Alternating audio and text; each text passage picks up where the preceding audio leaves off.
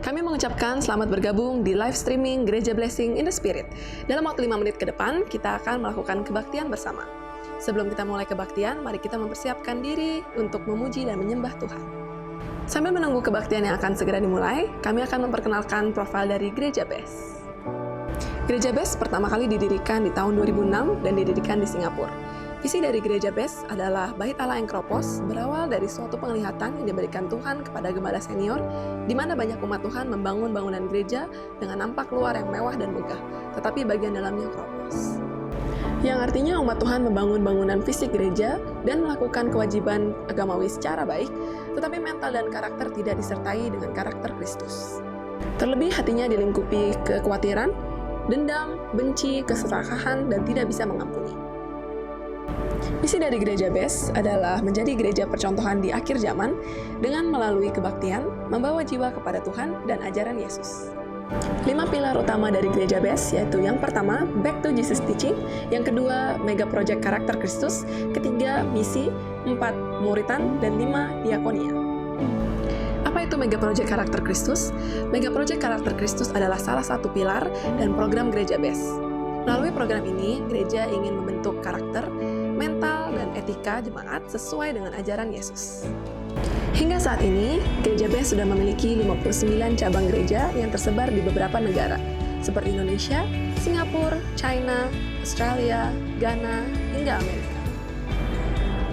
Program dari Gereja Best diantaranya yang pertama adalah misi, mengunjungi lokasi-lokasi yang sulit dijangkau di Indonesia, memberikan bantuan, motivasi, dan mengubah cara pandang tentang hidup, menumbuhkan tingkat keberanian terhadap tantangan, serta mengajarkan ajaran Yesus tentang keselamatan dan kebenaran. Yang kedua adalah Ladies Devotion. Ladies yang berasal dari kata lady, yang berarti wanita dengan budi luhur, sedangkan devotion yang berasal dari kata devotee, yang berarti setia sampai mati. Jadi, Ladies Devotion adalah program Gereja Best yang ditujukan untuk kaum wanita. Yang ketiga, YES, Young People Evangelism Special Services adalah bagian regenerasi dari Gereja Best. Visi Tuhan bahwa akan ada ratusan anak muda yang menyerahkan diri untuk Tuhan, mau melayani, dan menjadi hamba Tuhan. Yang keempat, Gereja Best memiliki sekolah tinggi teologi sendiri yang dinamakan STT Adi Wacana. Terdapat beberapa program studi seperti Sarjana S1 Teologi dan Sarjana S1 Pendidikan Agama Kristen. Untuk info lebih lanjut, saya langsung mengunjungi website di sttaw.ac.id. Sekarang saatnya kita akan memulai kebaktian live streaming pada hari ini. Selamat berbakti kepada Tuhan dan Tuhan Yesus memberkati.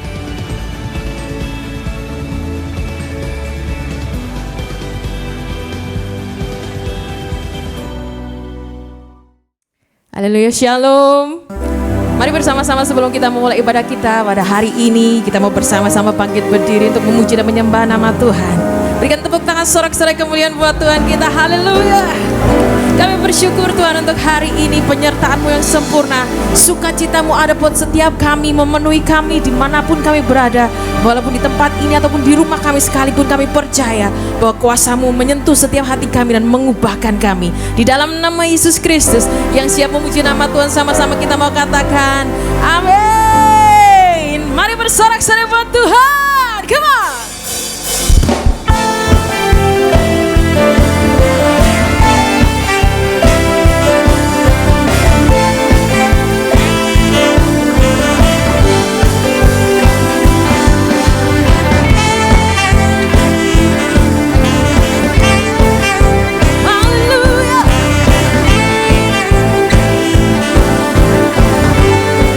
Sama-sama berkata, kau batu karang yang teguh, amin. Kota benteng dan perisaiku, yang menang kalahkan maut, penyelamat yang bangkit dan hidup. Angkat tanganmu bersama, katakan haleluya, haleluya, kekal mulia, haleluya, haleluya, haleluya, dahsyat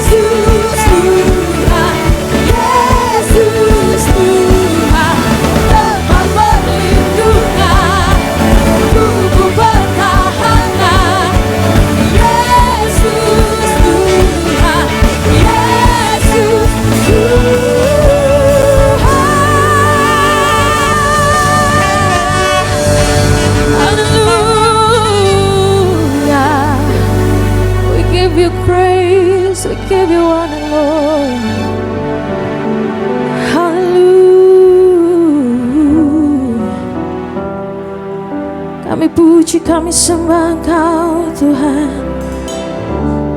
Namamu besar. Haleluya. Kiralah masih kiralamu. Mari sembahlah Tuhan. Nikmati hadiratnya di tempat ini. I worship you Lord Jesus.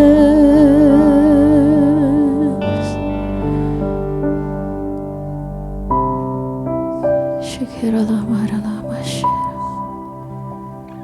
Hikiralah mayaralah masih. Sungguh indah Engkau Tuhan. Yes Lord.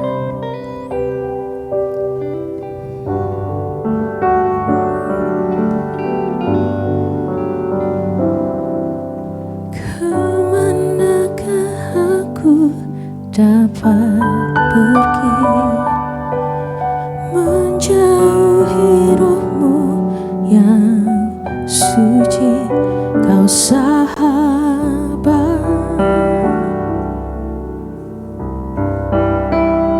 dan Kau dekat. Amin. Akan seluruh pengabdianku tak bisa membalas kesetiaanmu, sungguh mulia dan berharga. Sungguh besar pengorbananmu bagiku, terlalu dalam untuk dimengerti. Sungguh besar, sungguh indah yang Kau pikirkan tentangku, tak terselami bagiku. Sungguh indah. Mari berikan tepuk tangan sorak-sorai kemuliaan buat Tuhan kita. Haleluya. I worship you Lord. Come on say. Kemanakah aku dapat pergi menjauhi rohmu yang suci, Kau sahabat, dan Kau dekat, dan Kau dekat.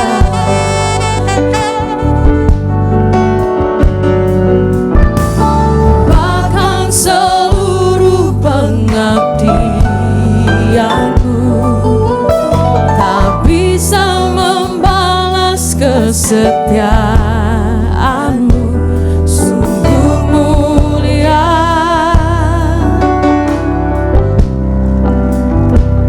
dan berharga.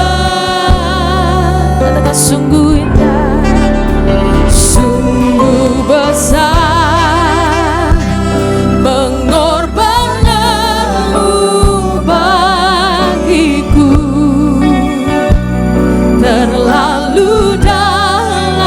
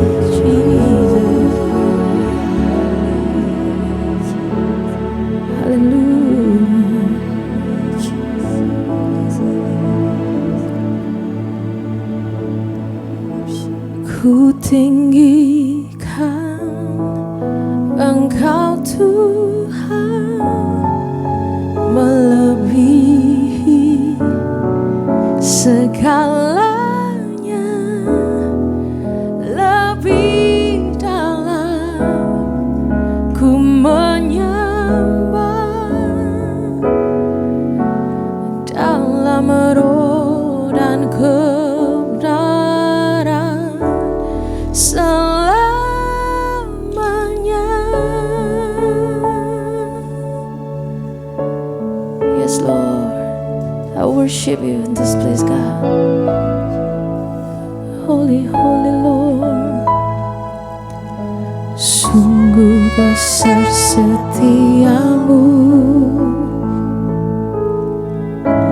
nyata di sepanjang hidupku. Darahmu telah layakkan kehidupanku. Tiada kata yang bisa lukiskan Tuhan. Tiada kata yang bisa, yes Lord, lukiskan indahnya Kau Tuhan. Bagimu segala pujian dan kemuliaan. Bersama angkat tangan kita tinggi buat Tuhan. Ku tinggikan Engkau Tuhan, melebihi segalanya, lebih dalam ku menyembah dalam roh dan kebenaran. Ku tinggikan Engkau Tuhan, melebihi segalanya, lebih dalam ku menyembah dalam roh dan kebenaran selamanya.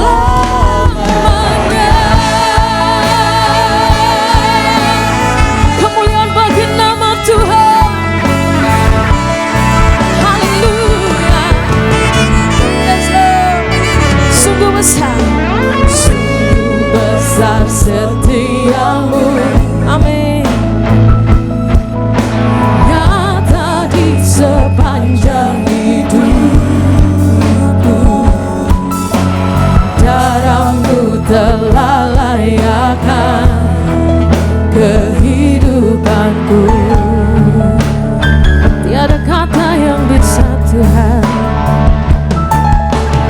tiada kata yang bisa melukiskan keindahan-Mu Bapa.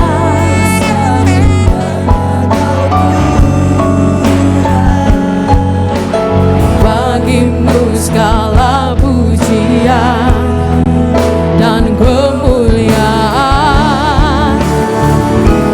Oh, ku tinggikan Engkau Tuhan, melebihi segala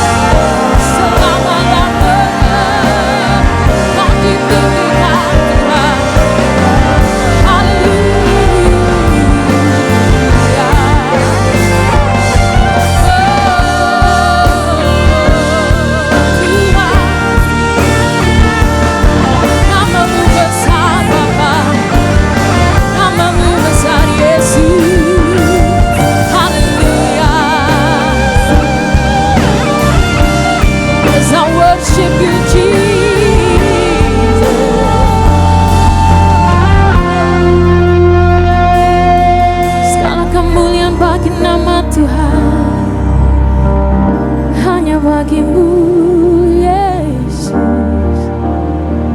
Haleluya.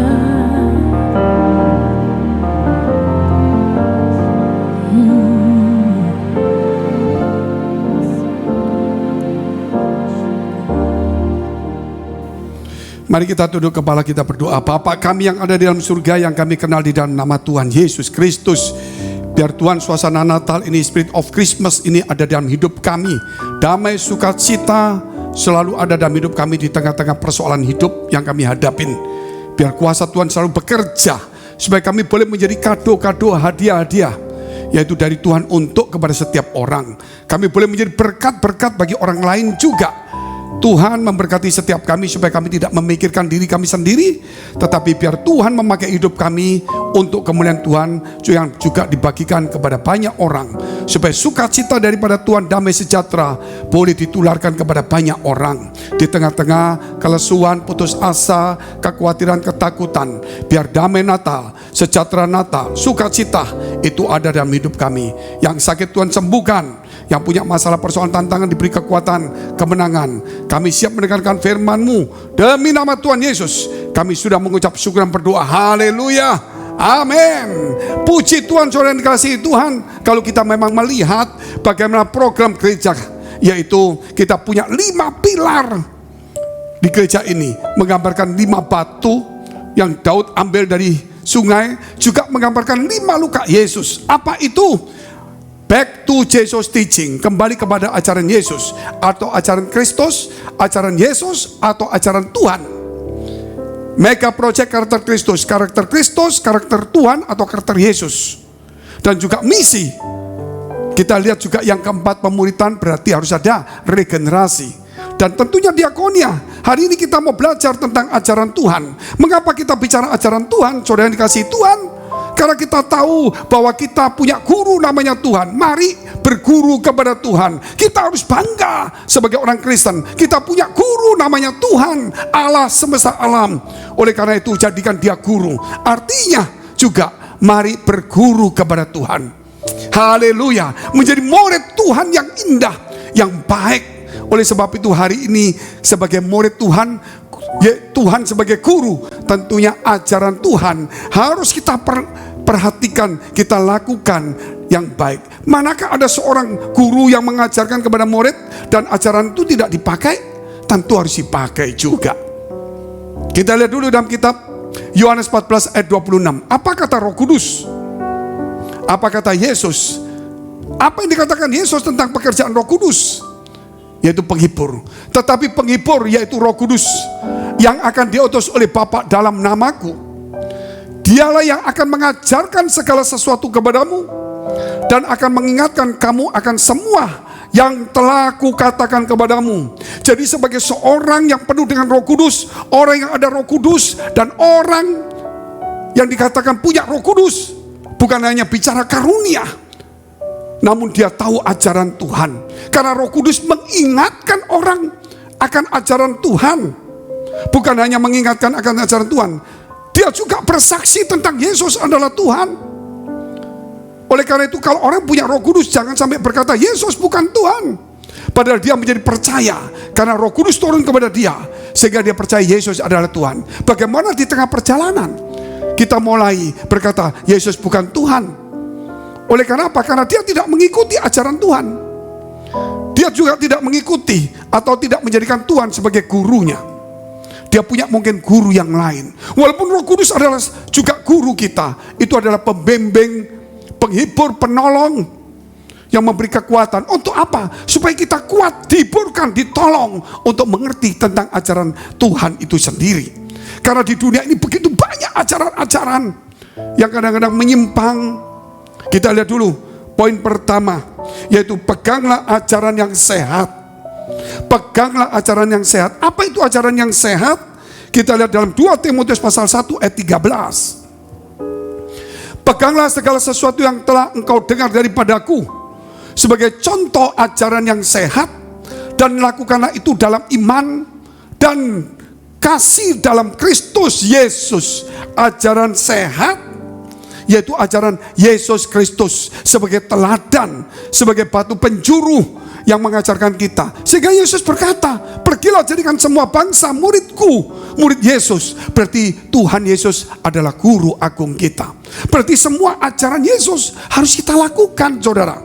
Jangan kita ini jadi agamawi. Akhirnya kita seperti ahli Taurat orang Farisi. Di zaman yang modern, roh Farisi, roh ahli Taurat, roh imam-imam ada pada kita. Hanya kita memakai nama Yesus. Sangat disayangkan sekali. Ketika kita memakai ajaran Yesus, apa yang terjadi? Kata Yesus, jikalau kamu tinggal di dalam aku dan firmanku tinggal di dalam kamu, berarti firmannya masuk kepada kita. Ketika kita dengar firman Allah dan kita datang kepada Yesus, jikalau firmanku tinggal di dalam kamu dan kamu tinggal di dalam aku, mintalah apa saja. Itu ajarannya. Lah firmannya harus kita tangkap dulu supaya kita tahu. Salah satu contoh yaitu apa yang Tuhan ajarkan. Carilah kerajaan surga dan kebenarannya terlebih dahulu, maka semua akan ditambahkan kepadamu. Jadi ada berkat jasmani di balik berkat rohani. Tuhan juga katakan juga, hormatilah orang tuamu, jangan kau mengutuki, supaya panjang umurmu dan usahamu berhasil. Itu ajaran juga. Itu ada juga di dalam 10 hukum Allah. Saudara yang dikasihi Tuhan, itu juga Yesus ulang ajarkan. Ajaran Yesus juga. Contoh-contoh doa Bapa kami. Bapa kami di surga, artinya apa? Ajaran Tuhan ini, supaya kita datang kepada Allah itu bukan sebagai Allah saja yang jauh, tapi kita harus punya iman bahwa Allah adalah Bapa kita. Harus punya hubungan yang akrab. Bahkan kita minta ampun kepada Tuhan. Kita sadar manusia yang berdosa. Kita minta ampun, tapi jangan lupa untuk mengampuni orang lain juga. Ini ajaran yang luar biasa. Jadilah kehendakmu di bumi seperti di surga. Berarti kita harus mengimpartasikan apa yang di surga ke bumi. Jangan mengimpartasikan bumi ke surga.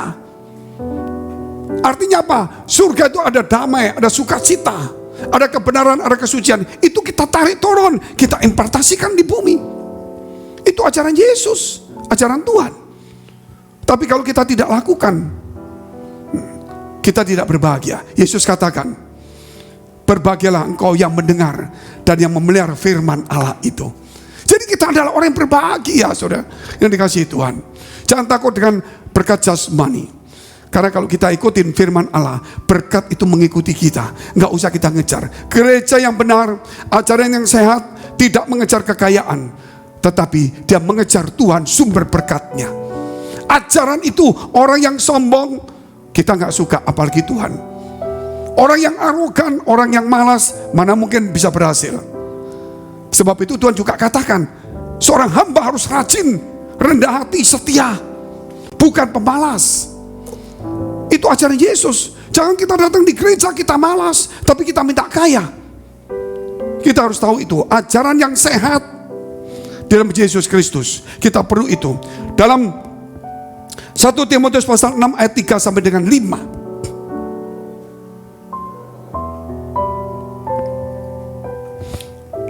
Jika seorang mengajarkan ajaran lain dan tidak menurut perkataan sehat, yaitu perkataan Tuhan kita, berarti ajarannya Yesus Kristus, dan tidak menurut ajaran yang sesuai dengan ibadah kita, suruh kita meninggalkan. Kita harus mengikuti. Dan dikatakan ia adalah seorang yang berlagak tahu, padahal tidak tahu apa-apa. Penyakitnya ialah mencari-cari soal dan bersilat kata yang menyebabkan dengki, cedera, fitnah, dan curiga. Percekcokan antara orang-orang yang tidak lagi berpikiran sehat dan yang kehilangan kebenaran, yang mengira ibadah adalah suatu sumber keuntungan. Dipikir ibadah itu sumber keuntungan. Betul, saudara, ini satu kesalahan motivasinya. Tetapi kalau kita melakukan ibadah dengan benar, besar manfaatnya. Ketika kita tulus, kita cari rohani, kita cari sumber berkat, kita cari Tuhan, maka berkat itu turun. Sebagaimana Yesus katakan, marilah kepadaku semua yang letih dan berbeban berat. Marilah kepadaku, berarti kita datang kepada Yesus. Karena kita mendengar ajarannya, kita datang kepada Yesus. Karena kita menerima tawarannya, kita datang kepada Yesus. Nah, cuman saudara, jangan cuman kita menjadi agamawi. Nah, kalau kita lihat Marta begitu sibuk pelayanan. Tetapi Tuhan katakan apa? Marta, engkau sibuk menyibukkan diri. Lihat Maria telah mendapatkan bagian yang terbaik yang tidak diambil daripadanya, yaitu duduk diam di bawah kaki Tuhan. Melayani itu bagus, tetapi waktu firman Allah, kita harus dengar firman Allah itu. Karena firman Allah itu satu benih, satu makanan rohani kita. Apalagi satu ajaran sehat. Ajaran sehat bukan hanya untuk 1 tahun. Ajaran sehat bukan untuk 10 tahun. Tetapi untuk sampai hidup kekal. Sampai kepada anak cucu. Saudara tahu di sekolahan, ajaran yang baik 3 tahun ganti buku, ganti pelajaran. Tapi ajaran Tuhan, ajaran sehat tidak pernah ganti-ganti. Alkitab tetap sama sampai di surga yang mulia. Oleh karena itu, kenapa kita bosan? Ibu-ibu datang, bapak-bapak datang kepada saya, Pak Pendeta, gimana ini? Anak saya dulu sekolah kelas 4 SD, sekarang sudah SMP. Sekarang adiknya kelas 4 SD, bukunya nggak bisa dipakai. Beli lagi loh Pak saya. Nanti beli lagi yang generasi bawah. Karena buku satu dengan satu itu yang dikatakan sehat saat itu, di saat yang lain tidak sehat. Tetapi Alkitab tetap sama. Lebih baik kita baca yang sama, nggak berubah-berubah, dan kita ingat dan kita lakukan. Coba kalau Alkitab seperti sekolah ini, saudara, berubah. Berapa biaya kita tidak bisa hafal semuanya. Oleh karena itu lihat positifnya. Tuhan sedang membangun satu kerajaan imam. Dan kalau kita lihat kemudian Lukas 10 ayat 40 sampai dengan 41. Sedang Marta sibuk sekali melayani. Ia mendekati Yesus dan berkata, Tuhan, tidakkah engkau peduli bahwa saudaraku membiarkan aku melayani seorang diri? Suruhlah dia membantu aku. Apa kata 41? Tetapi Tuhan menjawabnya, Marta, engkau khawatir dan menyusahkan diri dengan banyak perkara. Itu kalau diteruskan, Maria mendapatkan bagian yang terbaik. Jadi sibuk gak salah. Dengar firman Allah itu lebih utama. Kalau seseorang dipanggil untuk diperintahkan, dia belum mendengar perintahnya apa, dia sibuk. Nah ini tergesa-gesa. Dia harus mendengar perintahnya, dia harus tahu caranya, baru dia selesaikan. Orang membangun rumah, membangun hotel, membangun rumah sakit, berbeda. Bagaimana oksigennya harus dialirkan, bagaimana kabel panggilan kalau emergensinya, bagaimana pintu-pintunya, isolasinya. Ada begitu banyak, bagaimana limbahnya ditata. Sama seperti arsitek kalau bangun sebuah hotel, hitungan keramiknya pas, tekuannya pas, lampu atasnya pas, cahayanya pas, semua dihitung pas sekali. Itu sebelum membuat dia perencanaan dulu. Artinya di sini jangan sibuk, tetapi dalam kita belum dibenahi, sehingga akhirnya kita tambal sulam. Kita lihat poin yang kedua. Lakukanlah ajaran Tuhan. Lakukanlah ajaran Tuhan, bukan hanya pegang ajaran. Saudara memegang ajaran gak salah, tapi kalau gak melakukan gak ada gunanya, sia-sia juga.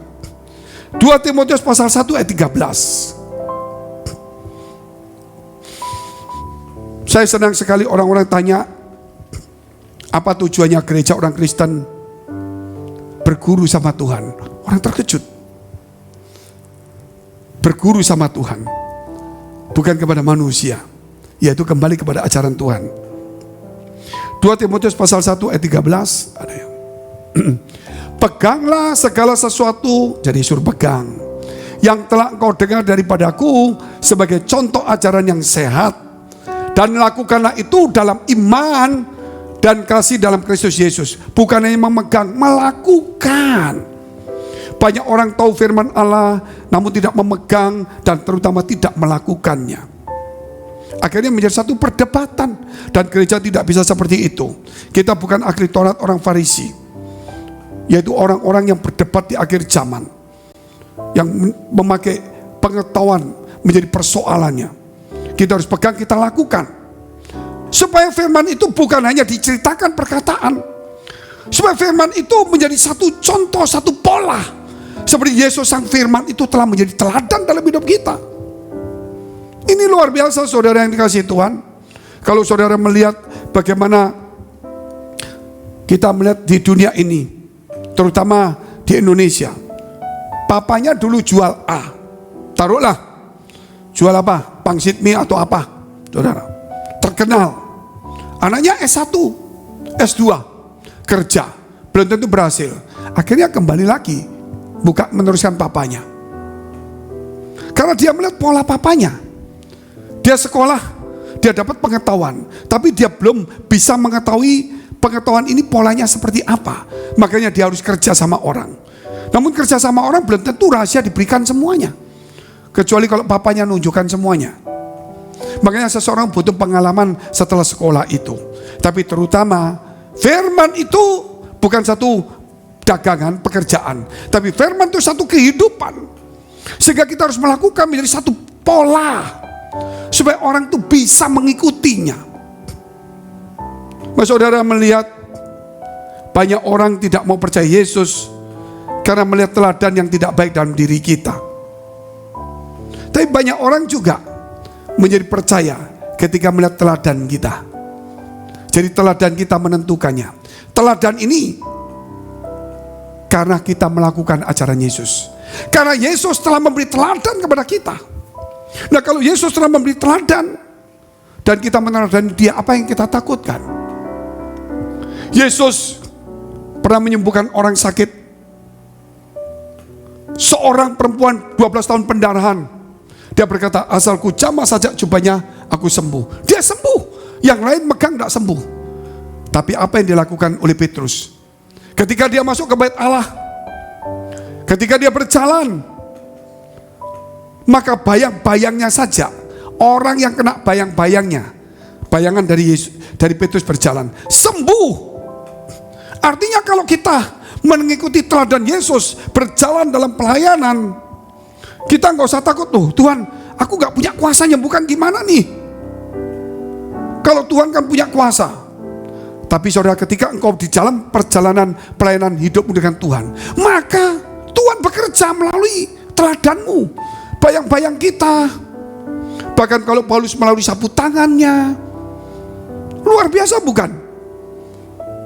Oleh karena itu jangan pernah takut kalau ajaran Yesus berkata apa. Di dalam Yohanes 3 ya ayat 34 sekitar itu dikatakan apa? Seseorang yang diutus Allah untuk menyampaikan firman-Nya, maka Tuhan memberikan kuasanya, rohnya yang tidak terbatas. Itu ajaran Yesus loh. Jadi kalau kita menyampaikan ajaran Yesus, ajaran Tuhan, roh Tuhan tidak terbatas dicurahkan kepada kita. Nggak usah takut. Makanya kita harus kembali kepada ajaran Yesus. Jangan mengajarkan sesuatu yang di luar ajaran Tuhan. Kita harus berpegang teguh. Nah, kalau kita lihat kemudian 2 Tesalonika 3 ayat 6.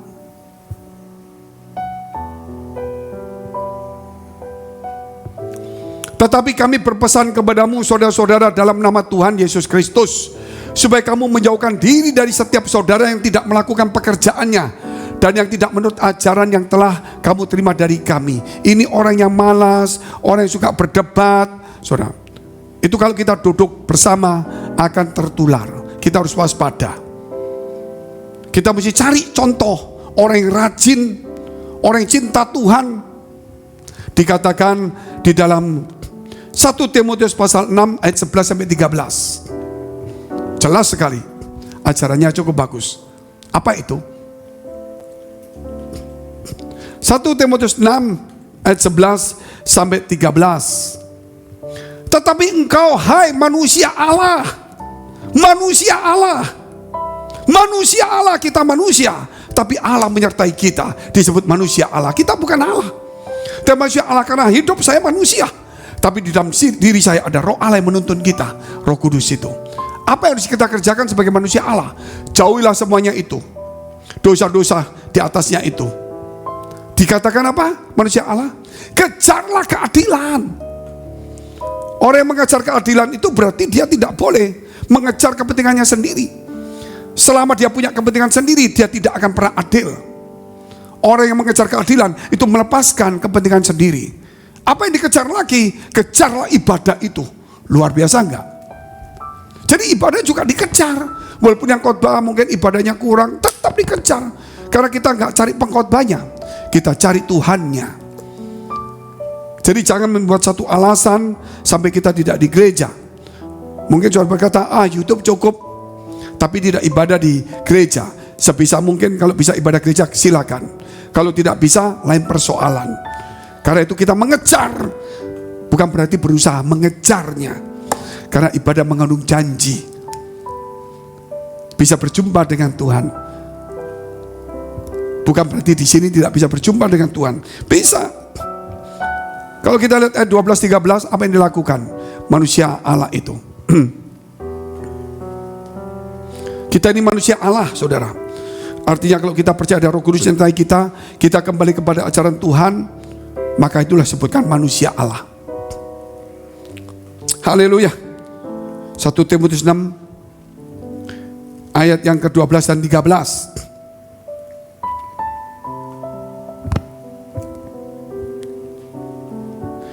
Ya itu nanti saudara akan melihat semuanya itu, di mana dikatakan bahwa kita ini harus sungguh-sungguh hidup sesuai dengan ajaran Tuhan.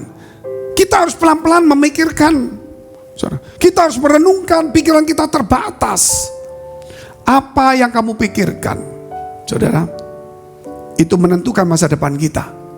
Kalau kita memikirkan firman, berarti masa depan kita ada firman yang menjamin kita di masa depan itu. Haleluya. Langsung aja saudara, saya ajak untuk melihat dalam 2 Tesalonika 3 ayat yang ke-6.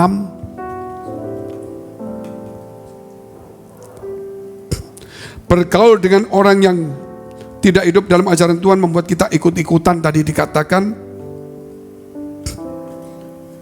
Dan kita perlu waspada. Ini tadi yang saya bicarakan. Tetapi kami berpesan kepadamu saudara-saudara dalam nama Tuhan Yesus Kristus, supaya kamu menjauhkan diri dari setiap saudara yang tidak melakukan pekerjaannya, yang malas, dan yang tidak menurut ajaran yang telah kamu terima dari kami. Lukas pasal 6 ayat 46. Jadi melakukan pekerjaan Tuhan itu bukan hanya berdoa, bukan hanya menyembah, bukan hanya ke gereja saja. Yaitu di luar gereja juga iya. Mungkin kita tidak menyembah, tapi kita membuat orang lain bisa menyembah Tuhan. Kita berbuat baik sehingga orang memuji Tuhan, bukan mulut kita yang memuji Tuhan. Memuji Tuhan itu indah. Tapi kalau kita melakukan ajaran Tuhan, orang lihat perbuatan kita, maka dia memuliakan Tuhan. Itu lebih indah.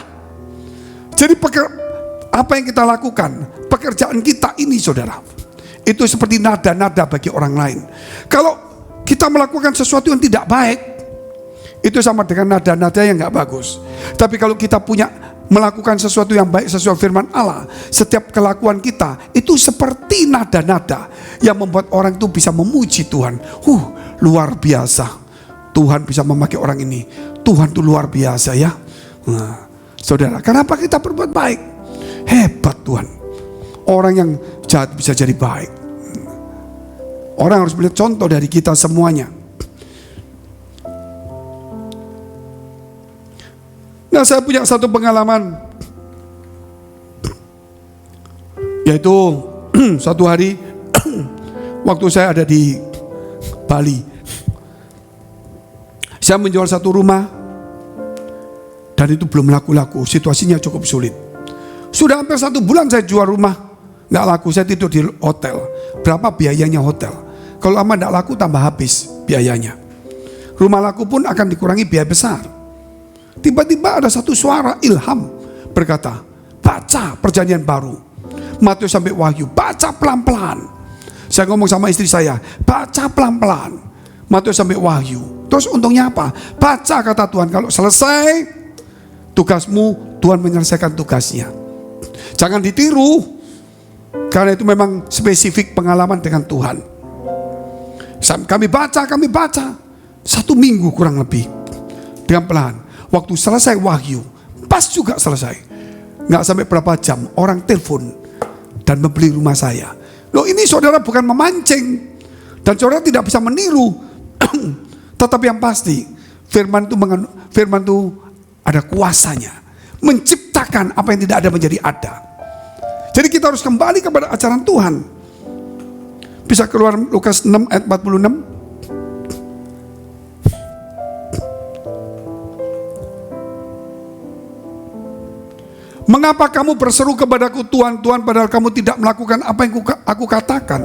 Artinya banyak juga orang-orang yang percaya Tuhan, tetapi tidak melakukan apa yang Tuhan ajarkan. Banyak orang berseru, Tuhan, aku sudah mengusir setan, melakukan mujizat, bernubuat demi namamu, banyak. Tapi mereka tidak mengikuti ajaran Tuhan. Itu saudara, karunianya dapat, tapi impartasi ajaran Tuhan nggak ada. Yang diimpartasinya karunia-Nya itu diimpartasikan, kuasa Tuhan diimpartasikan, tetapi ajaran Tuhan tidak diimpartasikan. Sehingga orang itu mengejar mujizat saja, mengejar nubuatan, bukan mengejar Tuhan. Tidak punya Tuhan dalam hidupnya. Dia tidak menjadi manusia Allah, dia tetap manusia yang percaya. Manusia percaya itu harus meningkat menjadi manusia Allah, karena Roh Allah akan menuntun dia. Walaupun kita secara manusia, tapi dalam diri kita ada Allah yang beserta kita. Ingat itu, manusia Allah. Saudara ada manusia Allah, bukan hanya sekedar percaya. Ya, kalau kita lihat saudara, sama dengan Matius 7 ayat 21, sama ayatnya tadi. Kita boleh bacalah. Bukan setiap orang yang berseru kepadaku, Tuhan, Tuhan, akan masuk ke dalam kerajaan surga, melainkan dia melakukan kehendak Bapakku yang di surga. Melakukan kehendak Bapakku di surga. Dan Yesus katakan, apa yang ku dengar dari Bapa, itu yang ku ajarkan. Nggak usah takut. Ajaran Yesus itu Bapa yang memberikan kepada dia. Apa yang ku dengar dari Bapa, itu yang ku beritahukan. Aku tidak berkata dari diriku sendiri, kata Yesus, tetapi apa yang Bapa katakan, itu ku katakan. Jadi luar biasa saudara yang kasih Tuhan. Kita lihat poin yang ketiga, ajarkan ajaran Tuhan. Setelah memegang ajaran Tuhan, setelah kita lakukan, baru kita mengajarkan ke orang lain. Jangan sebelum kita pegang, sebelum kita lakukan, kita mengajarkan. Ajarkan ajaran Tuhan. Kisah Rasul 18 ayat 25. Ya, Tuhan kasih kita tentang nama gereja Blessing in the Spirit. Berarti berkat rohani. Berkat rohani itu ada di dalam ajaran Tuhan. Kisah Rasul 18 ayat 25. Ia telah menerima pengajaran dalam jalan Tuhan.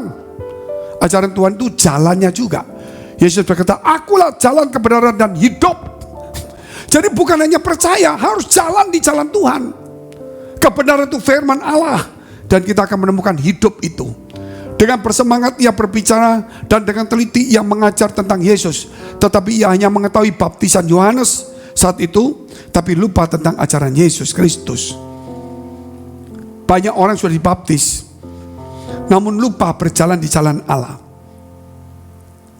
Jalan Allah sempit, penuh sesak, tapi ujungnya kekal.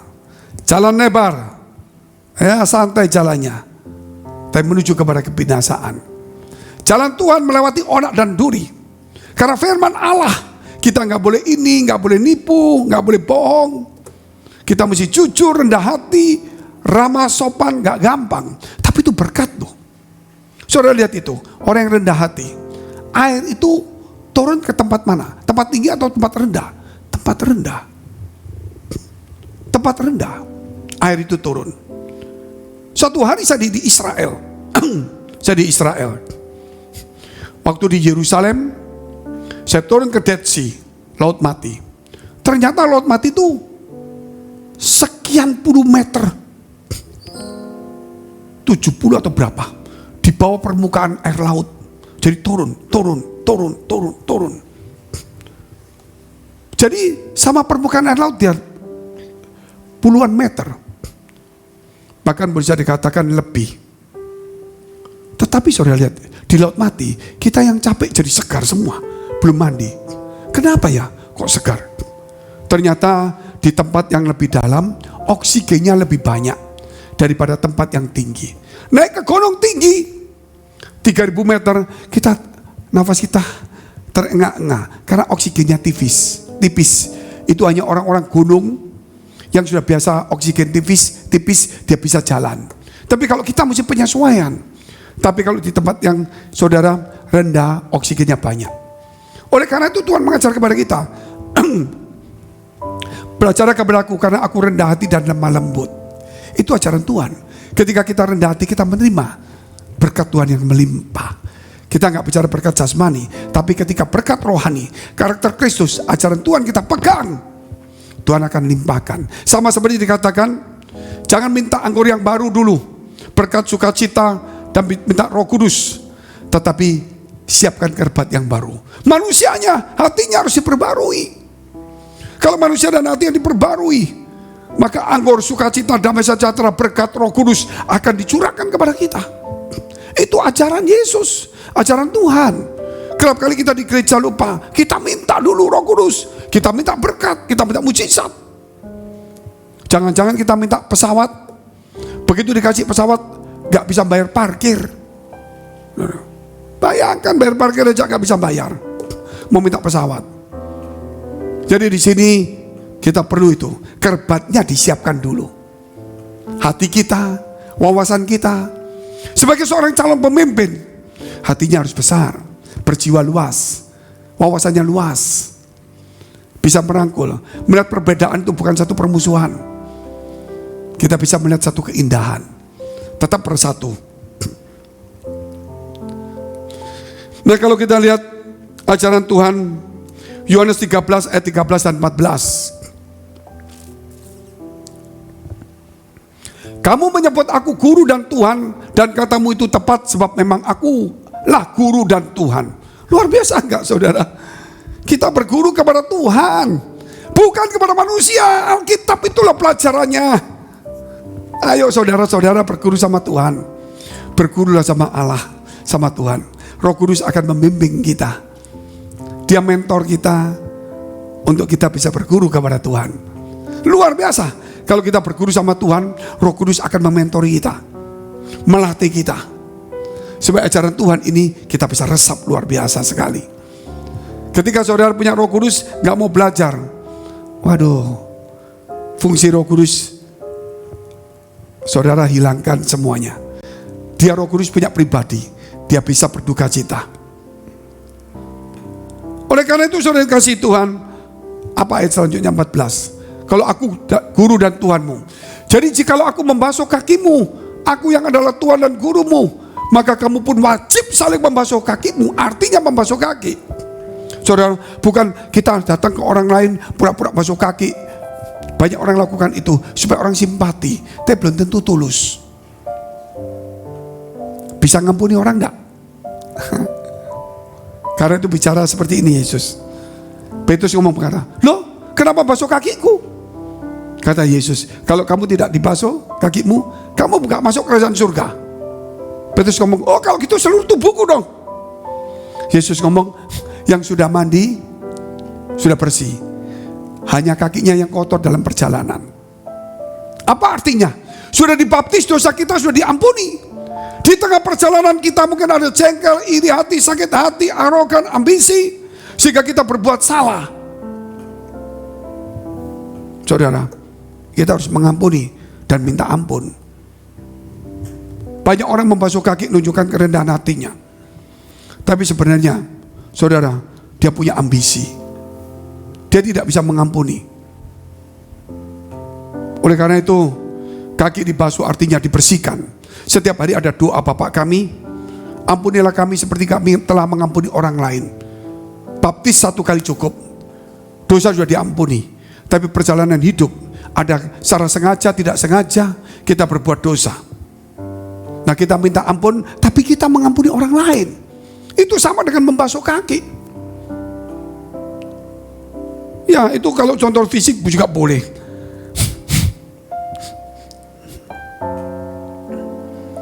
Kita lihat Matius 18 ayat 21 dan 22. Kemudian datanglah Petrus dan berkata kepada Yesus, Tuhan sampai berapa kali aku harus mengampuni saudaraku jika ia berbuat dosa terhadap aku? Sampai 7 kali? Yesus berkata kepadanya, bukan. Aku berkata kepadamu bukan sampai 7 kali, melainkan sampai 70 kali 7 kali. Jangan 70 kali 7 kali lebih banyak. Itu dulu saya diajarin sama banyak orang-orang pendeta, 70 kali 7 kali lagi. Padahal kali yang terakhir itu menunjukkan jumlahnya. Berapa kali? 7 kali? Bukan berarti 7 kali lagi. 5 kali?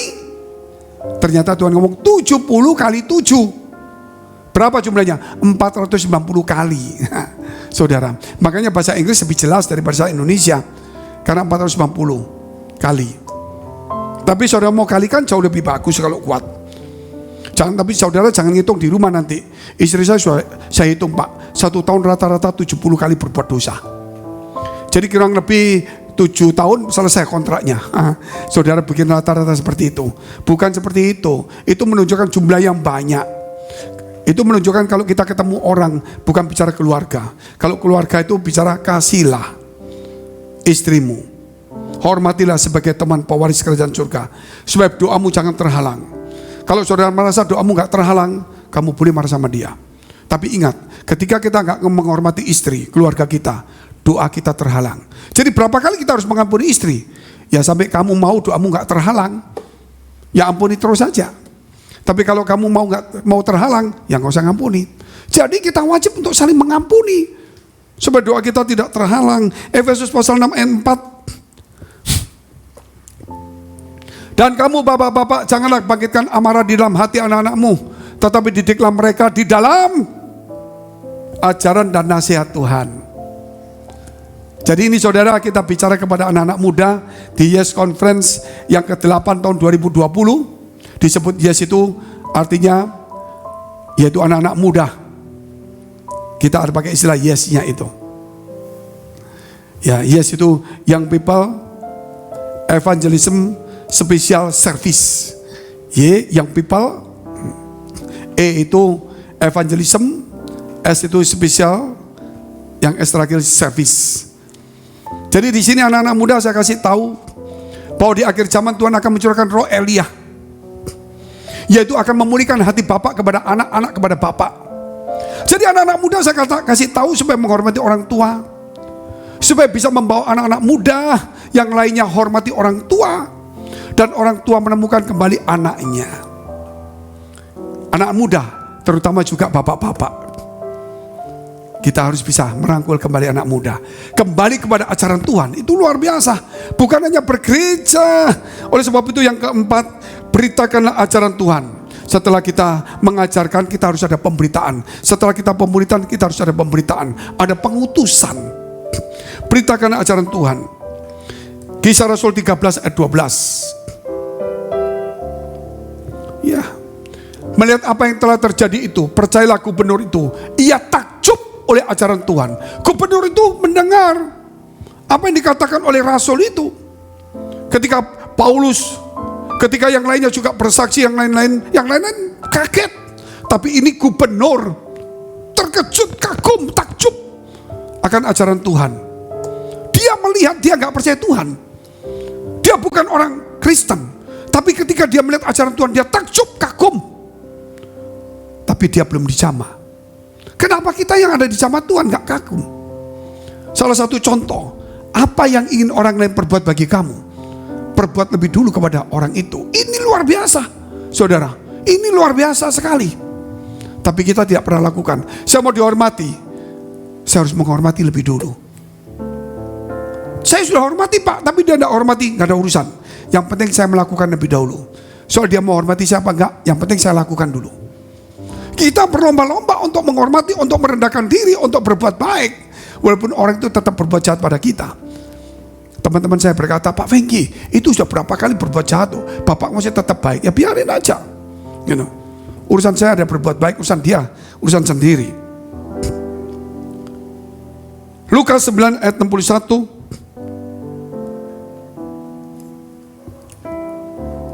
Dan seorang lain lagi berkata, aku akan mengikuti engkau Tuhan, tetapi izinkanlah aku pamitan dahulu dengan keluargaku. Ini banyak orang yang beralasan ingin mengikuti Tuhan, tapi masih tetap banyak kepentingan sendiri. Saudara yang dikasihi Tuhan, siapa yang mengikuti Tuhan, hendaklah meninggalkan ayah ibunya, keluarga saudara, istri anaknya semua. Bukan berarti benci meninggalkan, artinya mengutamakan Tuhan, mencintai Tuhan lebih daripada mereka. Saudara dikasih berkat, cintai Tuhan lebih dari berkat. Saudara kasih mobil, cintai Tuhan lebih dari mobilmu. Saudara kasih rumah, cintai Tuhan lebih daripada rumahmu. Saudara kasih jabatan pelayanan, cintai Tuhan lebih dari pelayanan jabatan itu. Saudara dikasih anak, cintai Tuhan yang memberikan anak kepadamu, supaya umurnya dijaga, dilindungi. Jangan menjadikan anak itu berhala. Saudara kasih istri, itu Tuhan yang ngasih jodohnya. Seperti Adam ketika tidur, diambillah salah satu tulangnya, diberikan. Siapa yang memberikan? Tuhan. Sehingga kalau kita sekarang berbicara ini, saudara, kita harus kembali mengasihi Tuhan, karena Dia yang memberikannya semua. Dia suatu hari akan mengambilnya. Tapi kalau kita memberhalakannya, Dia cemburu. Dia bisa ambil itu, termasuk harta kita, anak kita, keluarga kita. Karena Tuhan yang memberi. Ingat saudara, apa yang Tuhan berikan, ucap syukur, kasih Tuhan lebih. Jangan menjadikan dia menjadi berhala. Ini harus diingat baik-baik. Ayat yang terakhir, Yohanes 21 ayat 15 sampai 16. Sesudah sarapan, Yesus berkata kepada Simon Petrus, Simon anak Yohanes, apakah engkau mengasihi aku lebih daripada mereka ini? Jawab Petrus kepadanya, benar Tuhan, engkau tahu bahwa aku mengasihi engkau. Kata Yesus kepadanya, gembalakanlah domba-dombaku. Kata Yesus pula kepadanya untuk kedua kalinya, Simon anak Yohanes, apakah engkau mengasihi aku? Jawab Petrus kepadanya, benar Tuhan, engkau tahu bahwa aku mengasihi engkau. Kata Yesus kepadanya, gembalakanlah domba-dombaku. Jadi menggembalakan domba-dombanya Tuhan. Dia yang gembala agung. Artinya ketika kita memberitakan ajaran Tuhan, kita siap untuk menggembalakan mereka, yaitu gembala domba-dombanya Tuhan. Ketika kita mengajarkan, ingat, itu bukan milik kita, namun dititipkan kita. Dan Tuhan mau ada tanggung jawab, ada periode waktunya, ada juga takarannya, sasarannya, dan juga ada ukurannya. Mungkin 2 bulan, 3 bulan, 1 tahun. Apa yang kita bisa berikan yang terbaik selama 2-3 tahun itu? Jangan cuma waktunya, hati saudara juga targetnya, sasarannya tercapai, waktunya juga. Sehingga kalau sebagai orang Kristen, bukan hanya sekedar melayani, bukan katanya sembarang petinju memukul pukulan sembarangan, tetapi dia dikatakan aku seorang yang masuk olaragawan. Mungkin dia seorang petinju yang bukan mukul sembarangan, tapi setiap pukulannya pasti ada sasarannya. Juga pelari bukan sembarangan lari, tetapi mempunyai tujuan.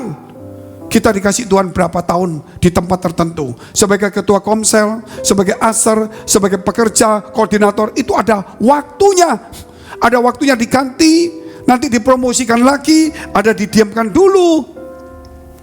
Dan selama kita dipilih, jangan bingung. Sasaran, target, waktu, ukurannya harus saya 2 tahun dipilih 1 tahun. Sebagai asar, apa yang kulakukan? Pakai pakaian yang terbaik, muka diminyai, rambut diminyai, muka dibenerin, senyum, pakai permen, simpan permen, shalom ketemu orang. Mungkin orang itu mulutnya gak enak, jangan bilang apa-apa, kasih permen. Mungkin ada anak kecil ya, shalom apa kabar, kasih mungkin kue mari atau apa yang gak buat sakit gigi, yang gak buat macam-macam juga. Nah itu yang bagus, tapi jangan obral begitu. Nanti orang datang ke kita repot. Tetapi minimal saudara, sasaran kita itu apa? Sehingga waktu kita diganti, oh si A itu loh bagus, dia punya begini, si B punya ide yang lain. Ide yang lain, tapi nggak boleh terlalu campur aduk, enggak. Kita nggak boleh terlalu banyak materi, tapi itu satu bagian saja, termasuk khotbah dan sebagainya. Mari kita tunduk kepala, kita mau berdoa. Kita kembali kepada ajaran Tuhan, karena Roh Kudus mengingatkan kita akan ajaran Tuhan. Kita mau berguru kepada Tuhan, jadikan Tuhan sebagai gurumu. Maka Roh Kudus akan membimbing, menjadi mentor kita. Glory, haleluya, haleluya. Tuhan, supaya setiap kami termasuk bapak-bapak boleh mendidik anak-anak di dalam ajaran Tuhan. Kami mau kembali di dalam ajaran yang sehat. Engkau memberkati setiap kami dalam nama Yesus. supaya perjalanan rohani kami tidak belok ke kiri ke kanan, karena waktu sudah sangat singkat, kedatangan Engkau sudah sangat dekat. Supaya dalam waktu yang singkat ini Tuhan, kami bisa menggunakan dengan baik melalui ajaran yang sehat yang kami resapi, yaitu ajaran Tuhan, supaya kami boleh menjadi contoh yang berkat yang indah bagi orang lain. Memberkati setiap kami. Mari kita doa syafaat untuk semua gereja di seluruh dunia. Kami berdoa Tuhan untuk semua gereja di seluruh dunia, dari hamba Tuhan sampai kepada umat Tuhan. Kiranya Tuhan Kau memberkati mereka, supaya mereka menjadi berkat dan hidup mereka berdampak, supaya di mana gereja mereka melayani diberi orang-orang yang takut akan Tuhan dan tulus hatinya. Kami berdoa untuk semua gereja yang di seluruh dunia, supaya mereka bersatu rukun dan tidak terpecah-pecah, supaya dunia percaya Yesus adalah Tuhan bagi kemuliaan Allah Bapa di surga. Demikian gereja di mana kami menggembalakannya, gereja Blessing in the Spirit. Kami berdoa Tuhan untuk setiap persembahan, juga mereka yang aktif melayani, yang berjemaat, supaya apa yang mereka kerjakan boleh menjadi dupa yang harum di hadapan Tuhan dan berkenan kepada Tuhan. Engkau memberkati segala pekerjaan, rumah tangga, kesehatan mereka, iman rohani mereka sampai kepada anak cucu mereka. Kebajikan, kemurahan selalu menyertai mereka. Mari dekapkan kedua tanganmu di dadamu. Untuk menerima berkat itu mudah, namun menjaga hati itu sukar. Oleh sebab itu firman Tuhan berkata, jagalah hatimu dengan penuh segala kewaspadaan, karena dari situlah terpancar kehidupan. Jadilah berkat dan terimalah berkat rahmat anugerah dari Allah Bapa di surga, di dalam Putra Tunggalnya Yesus Kristus yang sudah mati untuk dosa-dosa kita dan bangkit pada hari ketiga, sehingga kita punya Tuhan Allah yang hidup, dan iman kita bukan kepada Tuhan yang mati, dan Dia naik surga menyediakan rumah bagi kita, sehingga kita punya pengharapan yang pasti. Dan Dia akan datang kedua kali menjemput gereja, jemaat dan umatnya yang berjaga-jaga, kudus, dewasa dan bijaksana, serta menghakimi dunia. Di dalam persekutuan dengan Roh Kudus membuat hati kita berkobar-kobar, roh kita menyala-nyala, sehingga kita senantiasa di dalam kasih semula kepada Tuhan. Roh Kudus menghibur, menguatkan, memelihara, menginsyafkan, menuntun, memimpin kita kepada kebenaran dan kekudusan, dan membuat kita menjadi saksi Kristus mulai hari ini sampai selama-lamanya. Mari kita akhiri dengan doa yang diajarkan Tuhan Yesus kepada kita. Bapa kami yang ada di surga, dikuduskanlah namamu, datanglah kerajaan-Mu, jadilah kehendak-Mu di bumi seperti surga. Berikanlah kami pada hari ini makanan kami yang secukupnya, dan ampunilah kami akan kesalahan kami, seperti kami juga telah mengampuni orang yang bersalah pada kami. Dan janganlah membawa kami ke dalam pencobaan, tetapi lepaskanlah kami daripada yang jahat, karena Engkau yang punya kerajaan dan kuasa dan kemuliaan sampai selama-lamanya. Amin. Sampai jumpa, Tuhan Yesus memberkati. Haleluya.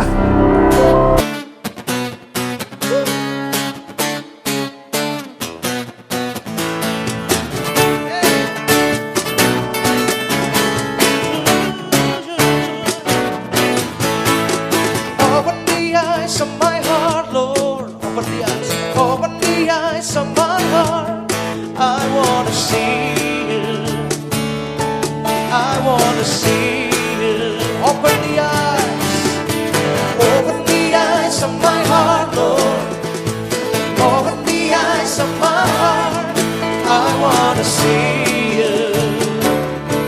I want to see You. To see You high, to see You high and lifted up, shining in the light of Your glory. Pour out Your power and love as we sing holy, holy, holy.